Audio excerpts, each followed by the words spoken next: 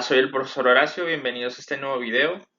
El día de hoy estaremos resolviendo la guía del Exani número 2, la parte de física. En videos anteriores resolvimos la parte de pensamiento matemático. Ahora vamos a resolver la parte de física, vamos a estar con la misma dinámica, vamos a estar explicando, contestando y explicando. Por favor les pido que se suscriban al canal para seguir subiendo videos de este tipo. Y pues como está un poco extensa, no tanto como la de pensamiento matemático, en este caso son solamente 22 reactivos, pero igual vamos a empezar para ir avanzando. Bueno, en el reactivo número 1 dice, una escalera que mide 10.5 metros tiene la misma longitud que una de línea y pulgadas, ¿no? Lo que te pide aquí el problema es que conviertas 10.5 metros a pulgadas. Entonces es una regla de 3. Vamos a hacer el procedimiento. Bueno, aquí tenemos, primero que nada, tenemos que una pulgada equivale a 2.54 centímetros. Y previo a esto, tenemos aquí que un metro, como lo que nos da está en, la medida que nos da está en metros y no en centímetros, vamos a convertir esos 10.5 metros a centímetros. Sabemos que un metro equivale a 100 centímetros. Entonces quiere decir que 10.5 metros serían 1050 centímetros. Hacemos una regla de 3. Multipliqué 10.5 por los 100 centímetros y los dividí entre un metro. Y me dio 1050 centímetros. Entonces la conversión que vamos a hacer es esta de acá. Queremos saber cuántas pulgadas, puse la X porque va a ser nuestra incógnita, ¿no? ¿Cuántas pulgadas es igual a 1050 centímetros? Aquí tenemos la conversión principal, ¿no? Que una pulgada es igual a 2.54 centímetros. Entonces ya aplicamos regla de 3 aquí. Multiplicamos 1 por 1050 y lo dividimos entre 2.54, que es como tenemos acomodado aquí de manera de ecuación. Aquí 2.54 centímetros era, no lo puse. Se van los centímetros y se queda en pulgadas. Y entonces este 1050 por 1 nos da 1050 y 1050 entre 2.54 nos da 413.38 pulgadas, que no lo puse aquí. No lo puse aquí, pero son pulgadas, ¿no? Y eso quiere decir que nuestro inciso correcto sería 413.38 sería el inciso D, ¿ok? En este caso el inciso D sería el correcto. Vamos al reactivo número 2.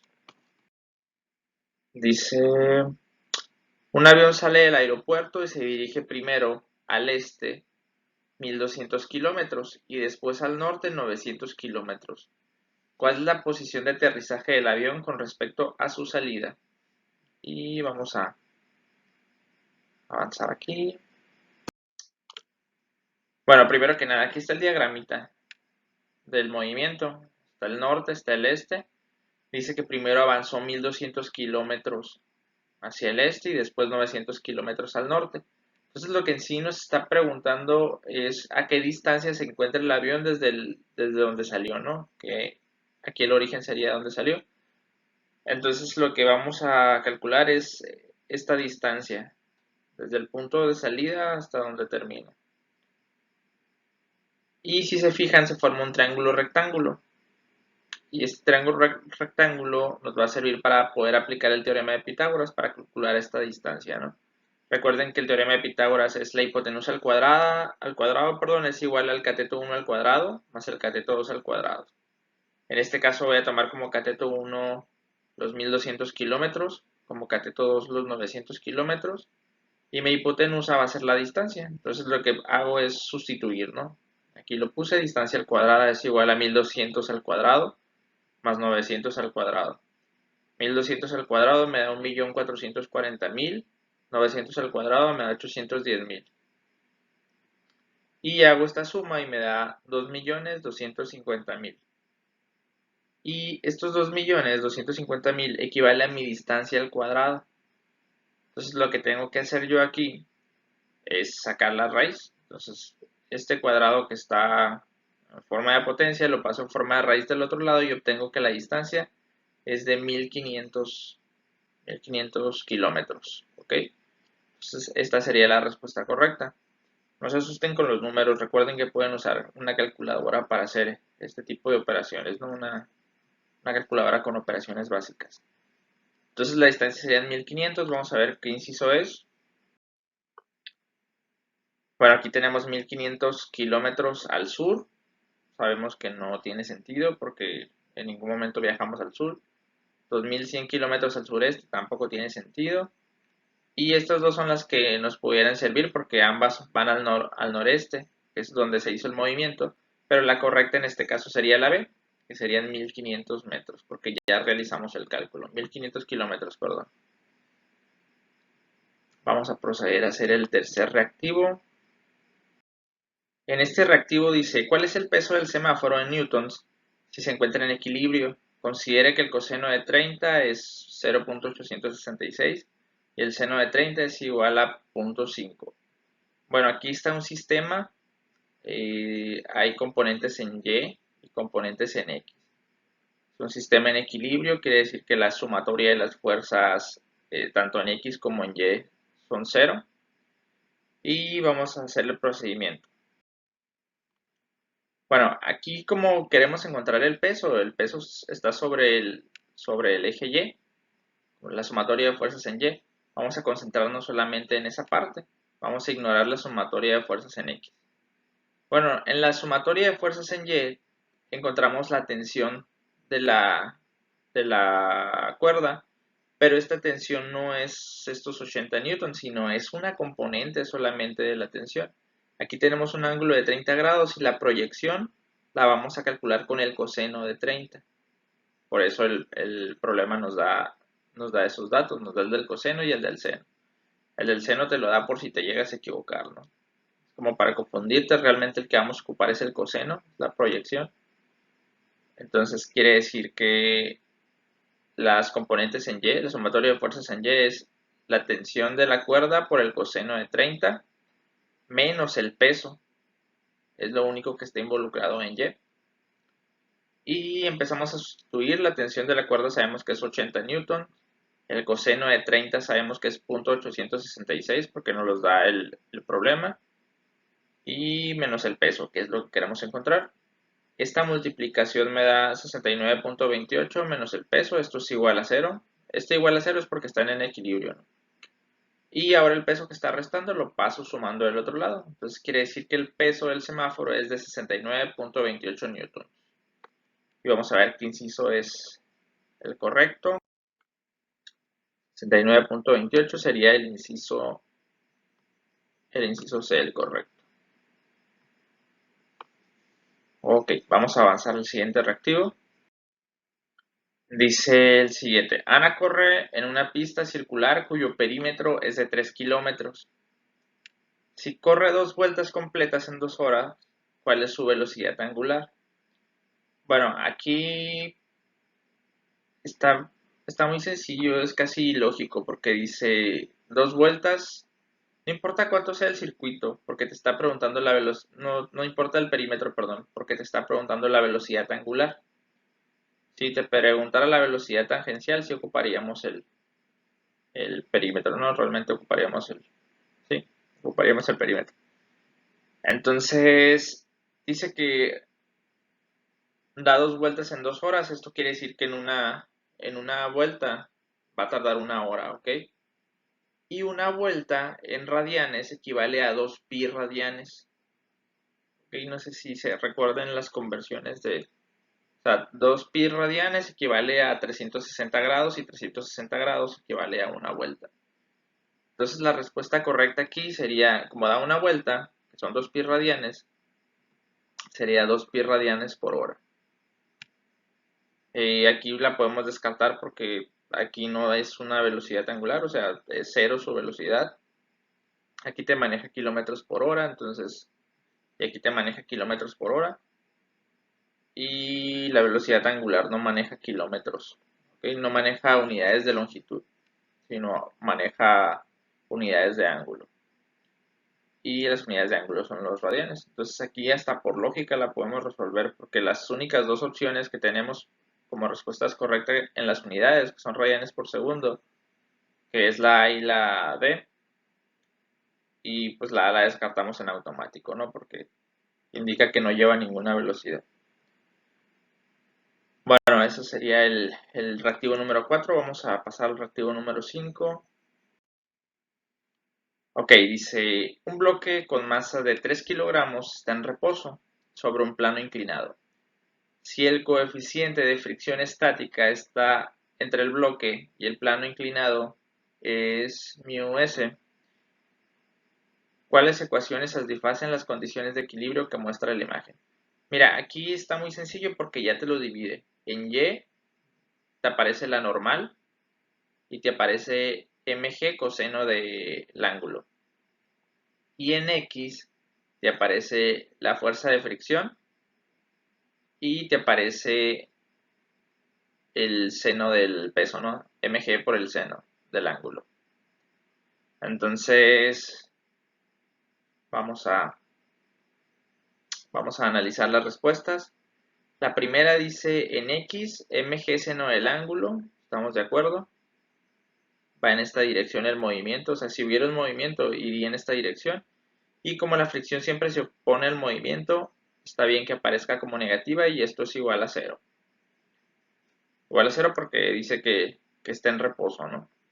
Ahora, y la sumatoria de fuerzas en Y, pues la normal siempre aparece hacia arriba y el peso siempre aparece hacia abajo. Entonces, esta es la respuesta correcta, ¿no? Bueno, resultó ser la correcta la A. Vamos a ver por qué las otras no. Sumatoria de fuerzas en X, aparece la normal y el peso. Estas son las sumatorias de fuerzas en Y. Entonces, aquí está erróneo. Sumatoria de fuerzas en X, aparece mg coseno del ángulo y en X es seno del ángulo. Entonces por eso ya está mal en automático. Y la D sería mg seno de X. Esto está bien. Ok. Y aquí aparece la normal, pero el peso aparece como positivo. Aparece como si estuviera apuntando hacia arriba también. Entonces por eso está mal esta, porque el peso aparece positivo. Y es prácticamente de lógica también, ¿no? Obviamente hay que saber analizar, hacer el diagrama. De hecho, ni siquiera necesitamos hacer el diagrama de fuerzas porque ya nos lo está dando ya hecho, ¿no? El problema. Bueno, vamos a pasar al siguiente reactivo. Dice, la aceleración que se presenta en un móvil se debe a que la suma de las fuerzas internas es cero. La aplicación de una fuerza externa, la aplicación de una fuerza interna, que la suma de las fuerzas externas es cero. Bueno, las fuerzas internas de un sistema siempre van a ser cero. ¿Ok? Entonces vamos a ignorar las respuestas que dicen de fuerzas internas, perdón. Y recuerden que de acuerdo a la segunda ley de Newton, que dice que la aceleración que experimenta un objeto es directamente proporcional a la fuerza que se le aplica e inversamente proporcional a su masa, ¿no? Entonces, en sí dice que la sumatoria de las fuerzas es igual multiplicada por la masa es igual a la aceleración. Entonces, si la suma de las fuerzas externas es cero, quiere decir que no habría aceleración. Entonces nos queda que la respuesta correcta es que la aceleración que se presenta en el móvil se debe a la aplicación de una fuerza externa. ¿Ok? Esa sería la respuesta correcta. Espero me haya explicado correctamente.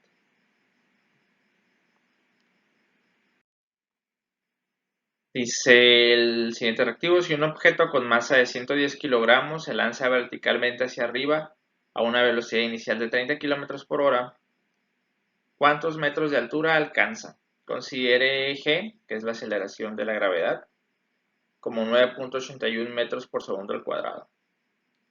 Bueno, aquí vamos a hacer un análisis del tiro vertical hacia arriba, así rapidito. Bueno, dice, el tiro vertical hacia arriba es un movimiento rectilíneo uniformemente acelerado. Las ecuaciones que rigen este movimiento son las siguientes. La velocidad final es igual a la velocidad inicial más la aceleración por el tiempo. Y en la distancia tenemos que la distancia es igual a la velocidad inicial por el tiempo más la aceleración por el tiempo al cuadrado sobre 2 o un medio de la aceleración del tiempo al cuadrado, como lo quieran ver. Pero este es el movimiento rectilíneo uniformemente acelerado. Pero en este caso, en el tiro vertical hacia arriba, nuestra aceleración viene siendo la gravedad. ¿Okay? Como la gravedad va en sentido opuesto al movimiento, esto quiere decir que va a aparecer como negativa. El movimiento va hacia arriba y la gravedad va hacia abajo, ¿no? Entonces eso hace que la gravedad aparezca como negativa. Y otra consideración que vamos a hacer es que cuando nosotros lanzamos un objeto hacia arriba, en el punto más alto que llegue el objeto, justo cuando se empieza a devolver, la velocidad final es cero, ¿ok? Entonces el punto más alto, la velocidad final es cero y nosotros queremos determinar la altura. Entonces la altura está en el punto más alto donde la velocidad final es cero. Entonces vamos a estas ecuaciones originales que tenemos, vamos a modificarlas de acuerdo a nuestras consideraciones que están aquí marcadas. La velocidad final es cero. Velocidad inicial. La aceleración es la gravedad, pero como va opuesto al movimiento, se convierte en menos g. ¿Ok? Y esta lo único que cambia es que la aceleración se convierte en menos g. ¿Qué implica esta parte de que la 0 es igual a la velocidad inicial menos gravedad por tiempo? Implica que la velocidad inicial va a ser igual a la gravedad por el tiempo que tardó en llegar hacia arriba, ¿no? Entonces vamos a, bueno, tomando en cuenta estas consideraciones, ya vamos a entrarnos al problema. Bueno, tenemos las ecuaciones, estas las volví a poner las ecuaciones. Y aquí yo les voy a hacer el desarrollo. Ustedes al final, para que vean de dónde salió, ¿no? Pero ustedes al final ya nomás apréndanse la ecuación de la altura. Y ya no tienen que hacer todo esto en el examen, ¿no? Pero se los explico. Estas son las ecuaciones que obtuve. De esta ecuación vamos a despejar el tiempo. ¿Por qué? Porque vamos a despejar el tiempo para meterlo en esta ecuación, para determinar. Aquí yo no puedo determinar la altura porque no tengo el tiempo. Y aquí tampoco tengo el tiempo. Hagan de cuenta que este es un sistema de dos ecuaciones con dos incógnitas, que las incógnitas es la altura y el tiempo. Pero a mí no me interesa el tiempo, solo me interesa la altura, entonces voy a sustituir el tiempo en esta ecuación para poder resolver la ecuación. Entonces repito, voy a despejar el tiempo de esta. La gravedad está multiplicando, la paso dividiendo y me queda que el tiempo, esta parte de aquí, el tiempo es igual a la velocidad inicial sobre la gravedad. Ahora, este tiempo lo voy a sustituir aquí y lo voy a sustituir aquí. Y voy a obtener esta ecuación. La altura es igual a la velocidad inicial por la velocidad inicial sobre g, que aquí sustituye el tiempo, aquí había un tiempo, menos gravedad que multiplica la velocidad inicial sobre la gravedad. Todo esto al cuadrado. Aquí también sustituye el tiempo, había un tiempo al cuadrado. Aquí velocidad inicial por velocidad inicial me da velocidad inicial al cuadrado sobre g. Aquí una g, aquí adentro voy a tener velocidad inicial al cuadrado y g al cuadrado. Pero una g de estas que está abajo se me va a ir con la g de acá. Y con este 2 me va a quedar de esta manera. Velocidad inicial sobre 2g. Es decir, a esta mitad, a este entero vamos a quitarle una mitad de lo mismo, ¿no? Y me va a quedar una mitad positiva. Quiere decir que la altura es igual a la velocidad inicial al cuadrado sobre 2 gravedad. Entonces, esta ecuación apréndansela. O sea, para resolver el problema no necesitan hacer todo lo que yo acabo de hacer. Nomás se los expliqué para que vean de dónde se obtiene esta ecuación y que no vean que le estoy inventando cosas. Pero con esta ecuación, si se la saben de memoria, rapidísimo sale el problema. ¿Ok?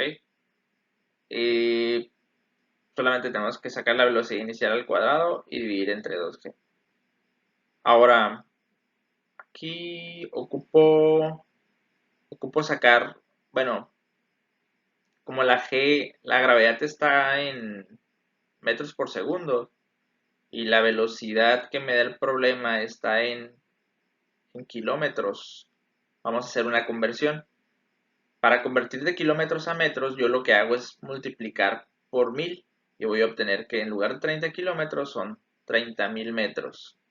Y esta hora que tengo abajo es igual a 3.600 segundos. ¿De dónde sale el 3.600?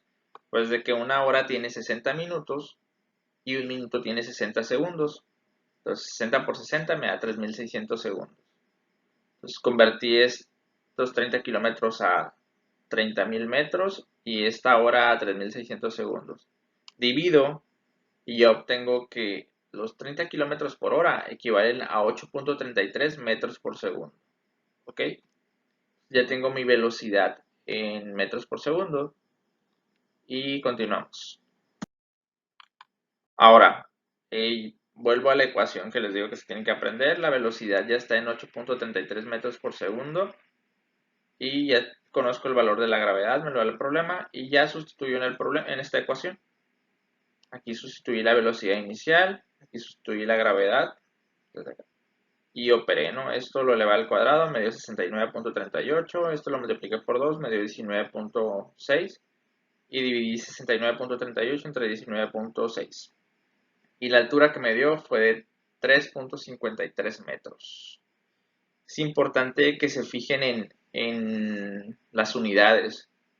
Si yo hubiera hecho el cálculo con la velocidad que me da el problema, que son 30 kilómetros por hora, pues me hubiera salido mal, ¿no? Porque tengo kilómetros y horas y la gravedad la tengo en metros por segundos al cuadrado. Entonces las unidades tienen que concordar, ¿no? Tienen que ser las mismas. Ok, entonces vamos a ver qué inciso de la pregunta es el correcto. Son 3.53 metros y es el inciso A.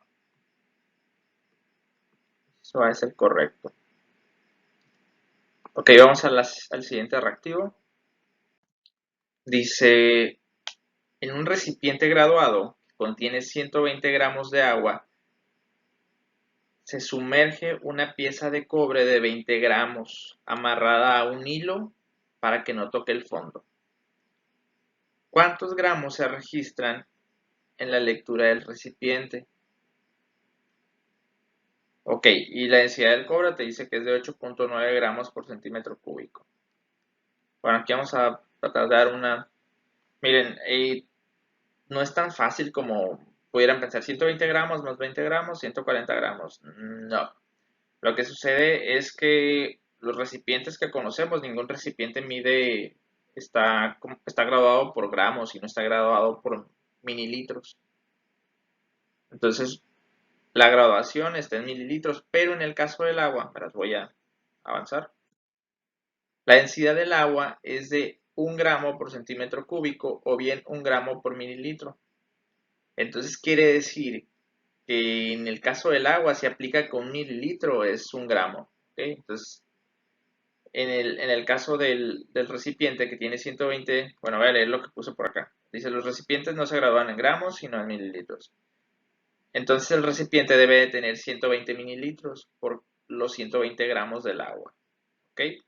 En este caso el agua se aplica que 1 gramo sea 1 mililitro. Pero en el cobre no. Entonces, ¿qué va a pasar? Dice, al agregar 20 gramos de cobre, cuya densidad es 8.9 gramos por mililitro, va a cambiar el volumen del vaso. Y lo primero que tenemos que hacer es ver cuánto es el volumen de los 20 gramos de cobre. Recordemos que la densidad se calcula como masa entre volumen y en este caso queremos calcular el volumen, entonces el volumen sería masa entre densidad. La masa de cobre serían 20 gramos y la densidad es 8.9 gramos por mililitros. Quiere decir que el volumen de 20 gramos de cobre es de 2.24 mililitros. ¿Okay? 20 gramos de cobre solamente ocupan un volumen de 2.24 mililitros. Entonces lo que hacemos es que estos 2.24 mililitros, que es el volumen del cobre, se los suma a los 120 mililitros que ya tengo. Entonces el resultado sería 122.24 mililitros. Que es la respuesta, pero no me aparece en decimal, pero sería 122. Espero me haya explicado en esa parte. Está un poco, puede resultar un poco confuso, ¿no? Pero espero que me haya explicado y de todas maneras cualquier duda que puedan tener en la caja de comentarios me dicen y trato de resolvérselas con mucho gusto. Bueno, vamos a pasar al siguiente reactivo. Dice, ¿cuál es la fuerza máxima en newtons que puede sostener un gato hidráulico que soporta en su embolo menor una fuerza de 15.5 newtons? Considera la razón entre las áreas de 0.003. Bueno, primero que nada, esta es la ecuación de la prensa hidráulica. La prensa hidráulica es el gato del carro. Lo que hace la prensa hidráulica es que con una variación de las áreas, con una fuerza muy pequeña, yo puedo obtener una fuerza muy grande. Por eso en el gato, en el hidráulico, pues mientras yo estoy aplicando una fuerza pues que es relativamente poca, el gato está levantando el carro, ¿no? Que el carro pesa de, no sé, 600 kilos para arriba, ¿no? Entonces empezamos, esta es la ecuación, fuerza 1 y área 1. La fuerza 1 y área 1 vamos a manejarlas como la fuerza pequeña y el área pequeña. La fuerza 2 va a ser la fuerza grande que vamos a obtener y el área 2 va a ser el área grande. Entonces, en este caso me pide la fuerza 2. Entonces, esta área 2 está dividiendo, vamos a pasarla multiplicando y me va a quedar área 2 sobre área 1, que multiplica la fuerza 1, es igual a la fuerza 2. Y ya está despejada la, la ecuación, ¿ok? Ahora, me dice que la razón de las áreas es área 1 sobre área 2 es igual a 0.003. Siempre que te da la razón, siempre va a ser el área 1 sobre el área 2, ¿ok? Pero yo no tengo el área 1 sobre el área 2 acá, sino tengo el área 2 sobre el área 1. Entonces quiere decir que es el inverso, si se fijan están al revés. Entonces aquí lo pongo con el recíproco. Me queda que es 1 sobre 0.003. ¿Ok? Que este es el dato que ocupo realmente. La fuerza 1 me dice el problema que es 15.5 newtons. Y obtengo que sustituyo esta parte de aquí, es esto de aquí, 1 sobre 0.003. Y la fuerza 1 sería 15.5 newtons. Hago la multiplicación, me queda que es 15.5 newtons sobre 0.003. Y hago la división y me queda que la fuerza 2 es 51.66.66 newtons. No le puse newtons ahí, se me fue. Pero esa es la fuerza 2. Vamos a ver qué inciso es la respuesta. Sería el inciso D. Les expliqué cómo hacerlo, pero realmente este también lo podemos sacar por lógica, ¿no? Porque dice, voy a repetir, ¿cuál es la fuerza máxima en newtons que puede sostener el gato hidráulico que soporta en su embolo menor una fuerza de 15.5 newtons? En el embolo menor, o sea, esta es la fuerza menor, queremos encontrar la fuerza mayor. Entonces, si queremos encontrar la fuerza mayor, eh, pues esta es menor, ¿no? O sea, no tiene sentido. Esta tampoco tiene sentido porque es una fuerza menor. Y como la razón de las áreas es diferente de cero, no puede ser igual. Si fuera cero, perdón, si fuera diferente de uno. Si fuera uno la razón de las áreas, pues sí pudiera ser igual, pero si es diferente de uno, entonces no. Tiene que ser mayor a fuerza. Y pues como es la única mayor que hay es esta, ¿no? Entonces le estoy dando la explicación, pero también le estoy dando una opción de cómo resolver el examen con un poco de lógica, ¿ok? Se ahorran algunos minutos. Vamos a pasar al siguiente reactivo. Dice, calcula el área en metros cuadrados de la superficie que debe tener una prensa hidráulica para que pueda elevar un auto cuyo peso es de 1500 newton al aplicarle una fuerza de 90 newtons. Si el área de la superficie mayor de la prensa es de 2 metros, está dando el área de la superficie mayor, te está dando la fuerza 2. Este es el área 2, esta es la fuerza 2 y esta es la fuerza 1. Está preguntando el área 1. Vamos a resolver este problema. Aquí tenemos la ecuación de la prensa hidráulica. Nos está dando estos datos, fuerza 1, fuerza 2 y área 2 y nos pide el área 1. Entonces, como nos pide el área 1, está dividiendo aquí, la paso multiplicando para acá. Esta área 2 está dividiendo, la paso multiplicando y esta fuerza 2 está multiplicando, la paso dividiendo. Aquí hice mi despeje y obtengo que la fuerza 1 por el área 2 sobre la fuerza 2 es igual al área 1. Y ya lo único que hago es hacer la sustitución. la fuerza 1 sería 90 newtons, el área 2 sería 2 metros y la fuerza 2 serían 1500 newtons. Entonces quiere decir que el área 1 sería haciendo este cálculo, me da que es 0.12 metros, que es el inciso B, 0.12 metros. Vamos a pasar al siguiente reactivo. Dice, si se tienen 0.5 litros de un gas ideal confinado a 300 kelvins de temperatura constante y a 1.5 atmósferas de presión, ¿cómo varía el volumen en litros si la presión aumenta en 2 atmósferas? Aquí hay algo importante. Dice que es a temperatura constante. ¿Ok? Vamos a dar una breve explicación. Bueno, la ley de los gases ideales dice que presión por volumen es igual a NR por la temperatura. La P es la presión, la B es el volumen, la T es la temperatura, la N es el número de moles y la R es la constante de los gases. La N y la R siempre son constantes, la temperatura sí puede variar, pero lo que subrayé en el problema que te dice que la temperatura va a ser constante, entonces quiere decir que todo esto de la derecha va a ser constante y obtengo esta parte de aquí. La presión y el volumen siempre van a ser constantes. ¿Qué quiere decir que van a ser constantes siempre? Que si yo modifico cualquiera de los dos, en automático se me va a modificar el otro. Por ejemplo, si yo aumento la presión, el volumen va a tener que disminuir para que esto siempre sea lo mismo. Si yo disminuyo la presión, el volumen va a tener que aumentar para que esto siempre sea lo mismo. Y yo puedo obtener una ecuación como esta. Presión 1 por volumen 1 va a ser igual a la presión 2 por el volumen 2. O sea, siempre va a ser lo mismo. ¿Ok? Vamos a trabajar con esta igualdad. Presión 1 por volumen 1 es igual a presión 2 por el volumen 2. La presión 1 que nos da el problema es 1.5 atmósferas. El volumen 1 nos da 0.5 litros y la presión 2 nos da que es de 2 atmósferas. Vamos a sustituir en esta ecuación. Presión 1 aquí está, volumen 1 aquí está, presión 2 aquí está y el volumen 2 es lo que vamos a determinar. Estas 2 atmósferas que está multiplicando la paso dividiendo y obtengo esta ecuación. Hago la multiplicación y divido y me queda que el volumen 2 es de 0.375 litros. Y es el inciso A. ¿Ok?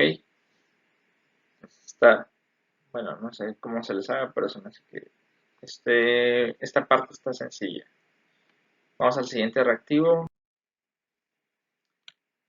A ver, dice, si 500 gramos de aceite ocupan un volumen de 0.546 metros cúbicos, ¿cuál es la densidad del aceite? Aquí hay que fijarnos que la densidad del aceite, bueno, de las respuestas aparece en kilogramos por metro cúbico. ¿Ok? Porque hay que fijarnos en esto para poder sacar la densidad. La densidad la sacamos como masa entre volumen. La masa nos la da en 500 gramos, pero como vimos las respuestas que está en kilogramos por metro cúbico, vamos a convertirlos a kilogramos. 500 gramos equivale a 0.5 kilogramos, ¿ok? Nomás dividimos entre 1000. Y ahora ya que está en kilogramos y esto está en metros cúbicos, ya podemos sustituir en esta ecuación. La masa es de 0.5 kilogramos, el volumen es de 0.546 metros cúbicos.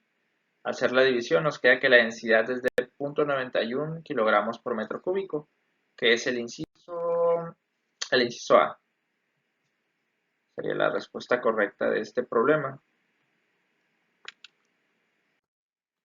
Ahora, en el 13 dice, si la fuerza electrostática entre dos cargas situadas a una distancia r es de 10 newtons, ¿cuál debe ser la distancia entre las cargas para que la fuerza de atracción sea de 40 newtons?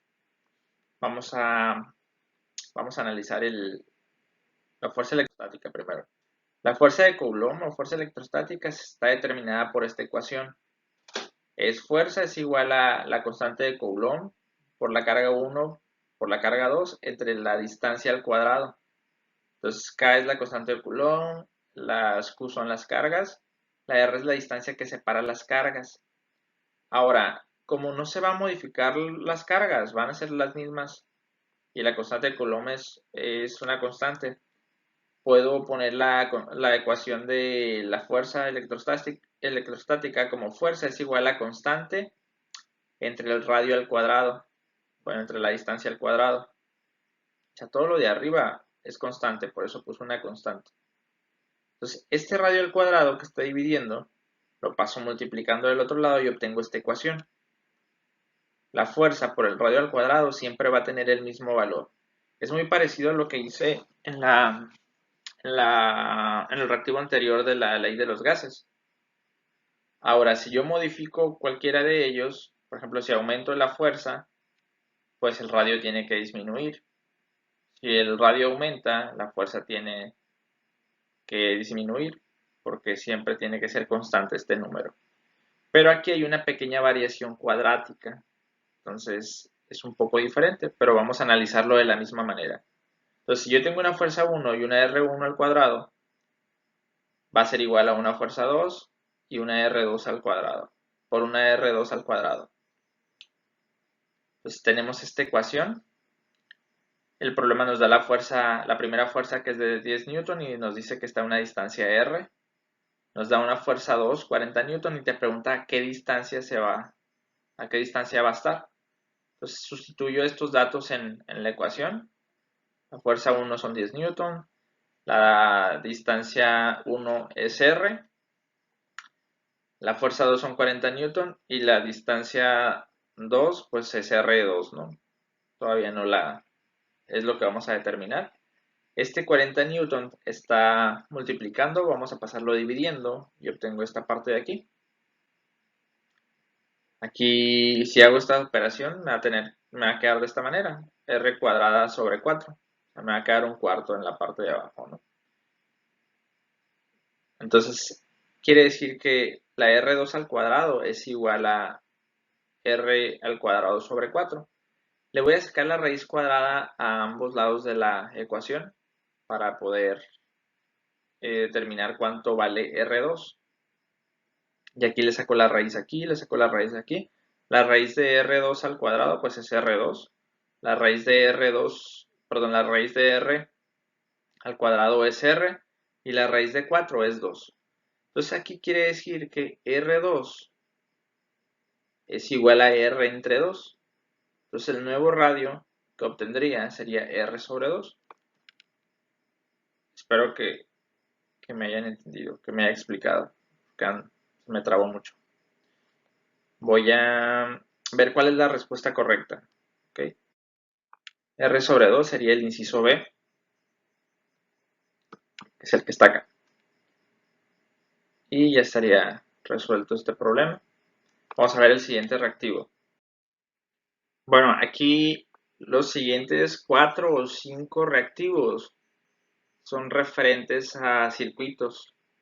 Entonces aquí voy a hacer una explicación previa y ya después me voy adentrando a los reactivos, ¿ok? Dice, para no estar explicando en cada reactivo lo mismo, mejor explico al principio y ya voy avanzando. Dice, la ley de Ohm dice que establece que el voltaje que aparece entre los extremos de un conductor es directamente proporcional a la intensidad de corriente que pasa por dicho conductor y cuya constante de proporcionalidad es la resistencia R del material. Y la forma matemática es la siguiente, voltaje es igual a resistencia por intensidad, el voltaje se mide en volts, la resistencia en ohms, que es con el símbolo omega, y la intensidad se mide en amperes. Bueno, ¿para qué nos va a servir esta ley de Ohm? Para resolver circuitos sencillos. Vamos a ver un ejemplo. Dice, ejemplo, encuentra la intensidad de corriente. Aquí aparece 120 volts y la resistencia normalmente se pone así o ahorita vamos a ver otra modalidad. Y dice que la resistencia es de 30 ohms. Entonces, si nos pide la intensidad de corriente, vamos a partir de la ley de Ohm, que es voltaje igual a resistencia por intensidad. La resistencia está multiplicando, la paso dividiendo. Entonces quiere decir que la intensidad la voy a calcular como el voltaje entre la resistencia. Yo ya tengo estos datos. El voltaje es 120 newtons y la resistencia son 30 ohms. Entonces hago la división y me queda que es 4 amperes. Entonces en este caso el resultado sería 4 amperes. ¿Ok? Y ya estaría resuelto este circuito. Ahora, este es un circuito muy sencillo porque solamente tiene una resistencia. ¿Qué pasa cuando los circuitos tienen dos o más resistencias? Pues se dividen en tipos, el circuito en serie y el circuito en paralelo. Vamos a ver las características del circuito en serie. Dice que solamente tiene un cable, solamente hay un cable. Los componentes están conectados de manera consecutiva. O sea, desde donde termina un componente, la resistencia 1, empieza la resistencia 2 y luego la resistencia 3. Están conectados de manera consecutiva. Y el circuito en paralelo dice que aparece más de un cable. Si se fijan, aquí hay uno, aquí hay otro, ¿no? Dice que los cables están conectados desde el mismo punto, están conectados desde aquí. Y luego se vuelven a unir acá, ¿no? Y esa es la diferencia de un circuito en serie y un circuito en paralelo. ¿Y por qué hago la diferenciación? Porque se calculan, más adelante vamos a resolver este tipo de circuitos y la resistencia total se calcula de manera diferente, es la principal diferencia, ¿no? Entonces vamos a resolver los siguientes circuitos. Bueno, aquí me brinqué hasta el 18 porque lo que hice fue, o sea, eran como del 15 al 18, del 14 al 18, pero por ejemplo el 14 estaba más complicado que el 18. Entonces lo que hice es acomodarlos por orden de complejidad. Bueno, en sí no están complejos, ¿no? Pero para ir acorde a los temas. Entonces dice el 18, ¿qué resistencia tiene una parrilla eléctrica de 120 volts que consume una corriente de 22 amperes? Si se fijan, nos está dando el voltaje, nos está dando la intensidad de corriente y nos pide la resistencia. Entonces ocupamos la ley de Ohm. Tenemos que la ley de Ohm es voltaje igual a resistencia por intensidad. Quiero calcular la resistencia, la intensidad está multiplicando, pasa dividiendo y me queda que la resistencia es igual al voltaje sobre la intensidad. Estos son los datos que me da el problema. El voltaje es 120 volts, la intensidad son 22 amperes. Sustituyo en esta ecuación y obtengo esta parte de aquí. 120 volts entre 22 amperes.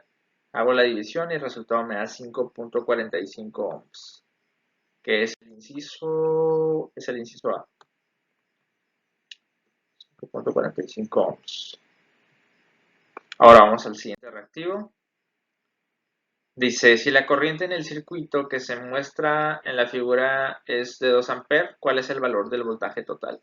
Bueno, si se fijan aquí ya, este es un poco más complejo porque ya no tiene solamente una resistencia, sino aparecen 5 resistencias.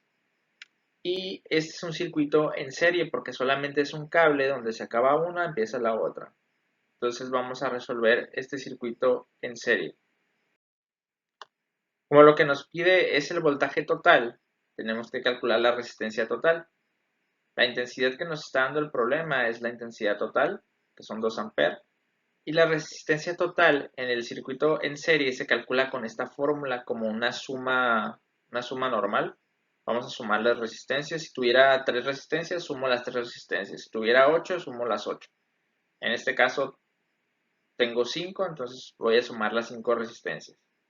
Entonces sería 5 ohms, que son los valores que tengo aquí, más 2 ohms, más 4, más 1, más 6, y el resultado me da que la resistencia total es de 18 ohms.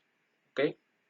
El voltaje total sería la intensidad total por la resistencia total, y la intensidad total es de 2 amperes, me la da el problema, y el voltaje la resistencia total, yo la obtuve que son 18 ohms, pues hago solamente esta multiplicación, me da que es 36 volts. La respuesta correcta, ¿no? Entonces sería el inciso D. Entonces recuerden, en un circuito en serie, la resistencia total se saca haciendo la suma normal, una suma normal de las resistencias. Aquí tenemos un circuito en paralelo. Dice, de acuerdo con el circuito, ¿cuál es la corriente total en amperes que entrega la fuente de voltaje? Si se fijan aquí, no los dibuja de manera diferente, pero como nos dice 50 ohms, y sabemos que los ohms son unidades de medida de las resistencias, sabemos que estas son resistencias, igual sabemos que este es el voltaje. Entonces, aquí lo que tenemos que hacer primero, el voltaje que nos pongan aquí siempre va a ser el voltaje total. Entonces lo que tenemos que sacar es la resistencia total para ya después sacar la corriente total. Ahora, ¿cómo sacamos la resistencia total en el circuito en paralelo? El voltaje, la resistencia total de un circuito en paralelo se saca de esta manera. Es un poquito más complicado que la resistencia total en el circuito en serie. En el circuito en serie solamente era una suma. Aquí la resistencia total es el inverso de la suma de los inversos de las resistencias. Si tengo 5 resistencias, pues sería aquí acomodar las 5. Si tengo 3, aquí acomodar las 3. Pero hay una manera fácil en caso de que sean 2. Si solamente son 2 resistencias, podemos utilizar esta ecuación. Es opcional, ¿no? Igual podemos utilizar esto y vamos a obtener el mismo resultado. Pero esta ecuación solamente nos sirve cuando son 2. Cuando son 3 o más, pues ya tengo que utilizar esta obligatoriamente.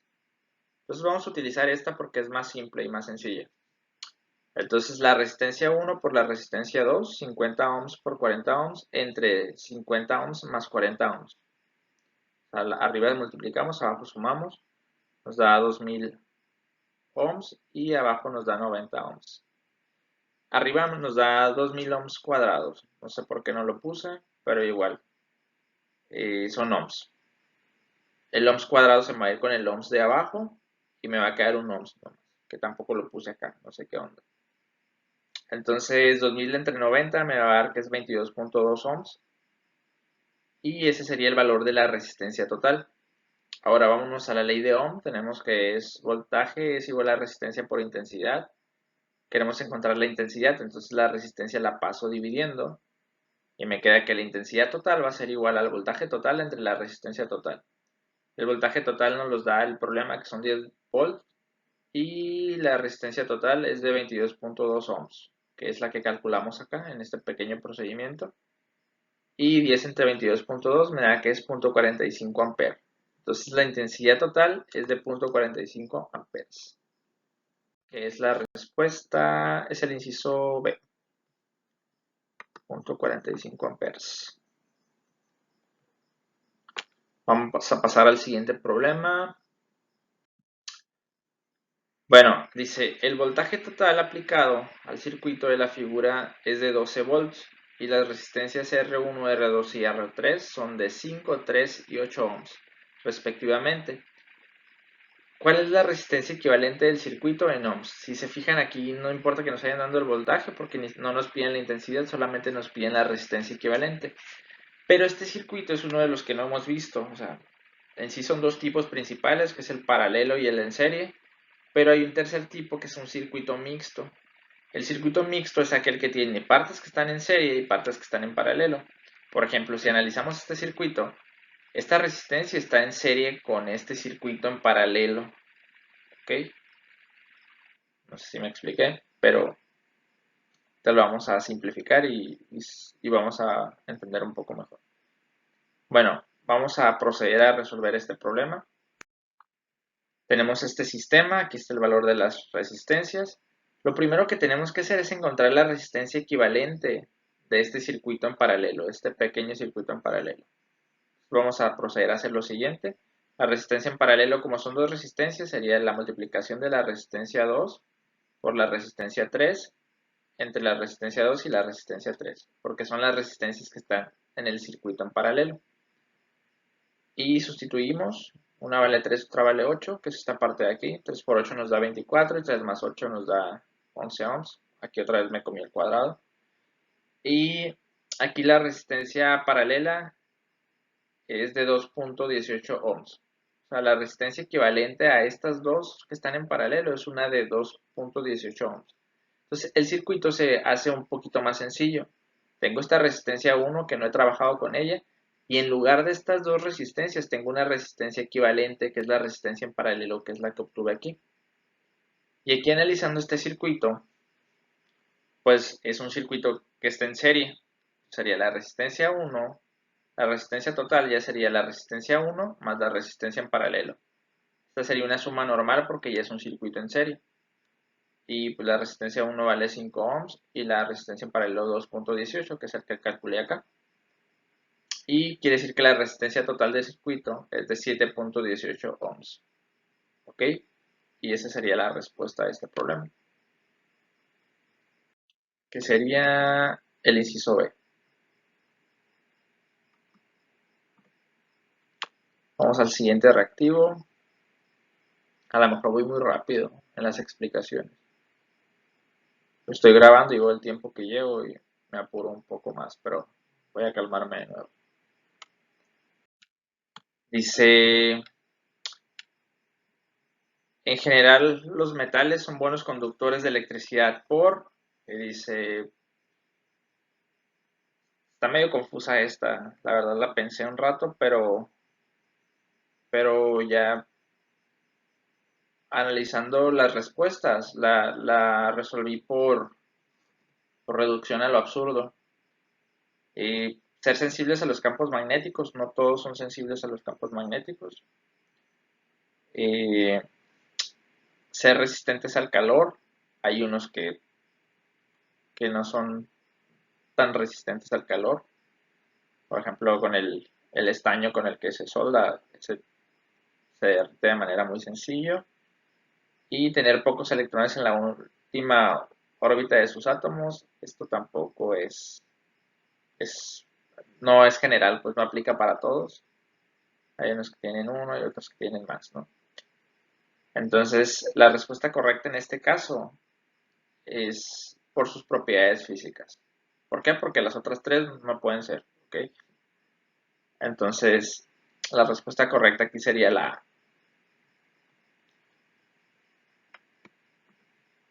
Es algo simple, pero en lo personal me llevó tiempo analizar, ¿no? Y decir, oye, pues es que si pudiera hacer cualquiera de estas, pero ya manejarlo así como una generalidad, no, pues porque no aplica para todos los metales. Ok, entonces sería la A. Vamos a pasar al siguiente. Dice, ¿cuál es la fuerza electromotriz, la FEM, en voltios, inducida en una espira de alambre cuando, al acercar un imán, el flujo magnético cambia de 1.2 por 10 a la menos 6 Weber a 4.6 por 10 a la menos 2 Weber en un intervalo de 1.7 por 10 a la menos 2 segundos? Ok, vamos a dar una breve explicación de esta parte de aquí. Bueno, esta es la ley de Faraday, ¿no? Y nos dice que la fuerza electromotriz es igual a la... Bueno, aquí se las puse de una manera muy sencilla, ¿no? Muy reducida. Realmente la ley de Faraday aparece con diferenciales, pero aquí se los puse como el flujo magnético 2 menos el flujo magnético 1 entre el tiempo, ¿no? Se los puse así, sencilla. Y entonces la fuerza electromotriz es esta E, este es el flujo magnético y este es el tiempo, ¿no? Entonces en este caso nuestro problema del flujo 1 es 1.2 por 10 a la menos 2, el flujo 2 es 4.6 por 10 a la menos 2 y el tiempo es 1.7 por 10 a la menos 2. Si nos fijamos, los tres elementos con los que vamos a estar trabajando, todos están por 10 a la menos 2. Entonces a mí me permite ignorar ese por 10 a la menos 2, que se va a eliminar al momento de hacer la división, y nomás voy a trabajar con esta parte de acá. ¿Ok? Entonces, al momento de sustituir, solamente sustituir sin el por 10 a la menos 2 porque coinciden todos en los tres elementos. Entonces puse 4.6 menos 1.2 entre 1.7. Esto me da 3.4 sobre 1.7 y el resultado de esta división es que son 2 volts. Entonces la fuerza electromotriz sería de 2 volts. ¿Qué es el inciso C? Vamos al siguiente reactivo. Se selecciona los dispositivos eléctricos que almacenan energía eléctrica. Capacitor almacena energía eléctrica y la bobina. La resistencia no almacena, lo que hace la resistencia es detener un poco el paso de la corriente eléctrica y el interruptor corta el circuito, o sea, interrumpe el paso de la corriente eléctrica. Entonces la respuesta correcta sería el 1 y el 4, que viene siendo el inciso B. Vamos al siguiente reactivo. Dice, ¿cuál es la inducción magnética en teslas? Teslas es la unidad para medir los campos magnéticos. A 10 centímetros de un alambre conductor recto y largo que conduce una corriente de 5 amperes. Considera la μ0 como 1.3 por 10 a la menos 6. Vamos a analizar esta parte.